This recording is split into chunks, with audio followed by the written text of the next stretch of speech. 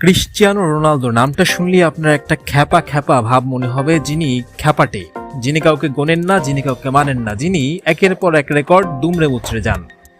হর হামেশাই যার তুলনা চলে লিওনেল মেসির সঙ্গে, যদিও তারা কেউ প্রতিপক্ষ নয়। মেসি এবং রোনালদো পরস্পরকে ভালোই সমঝে চলেন এবং সম্মান করেন। এবার আরেকটা কীর্তি গড়েছেন সেই রোনালদো। তিনি বিশ্বকাপ বাছাই পর্বের যে গোলে ছাড়িয়ে গেছেন লিওনেল মেসিকে, এবং তিনি আলিদাইকেও ছাড়িয়ে গেছেন। সব মিলিয়ে আর একটা দুর্দান্ত রেকর্ডের দ্বার প্রান্তে ক্রিশ্চিয়ানো 40 বছর বয়সেও দুর্দান্ত ছুটছেন। তিনি হয়তো 26 বিশ্বকাপেও পর্তুগালের হয়ে খেলবেন। প্রশ্ন উঠছে, তিনি আসলে থামবেন কোথায়? ক্রিশ্চিয়ানো রোনালদো থামতে চান না, থামতে জানেন না, তিনি দৌড়ে চলেন।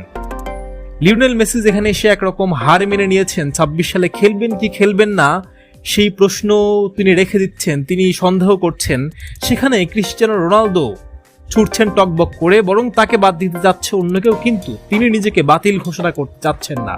তার যেই বাতিল ঘোষণা করতে না চাওয়ার মন, এটাই তাকে এগিয়ে নিচ্ছে একের পর এক। তিনি হয়ে উঠছেন ধীরে ধীরে CR7 থেকে আরো বেশি কিছু। তিনি হচ্ছেন একরকম অনুপ্রেরণার নাম। ছোট্টবেলায় হৃদরোগে ভোগা ক্রিশ্চিয়ানো রোনালদো এখন এমন 40 বছরেও টকবক করে দৌড়ে বেড়াচ্ছেন, যেটা অনেকের জন্য অনুপ্রেরণা।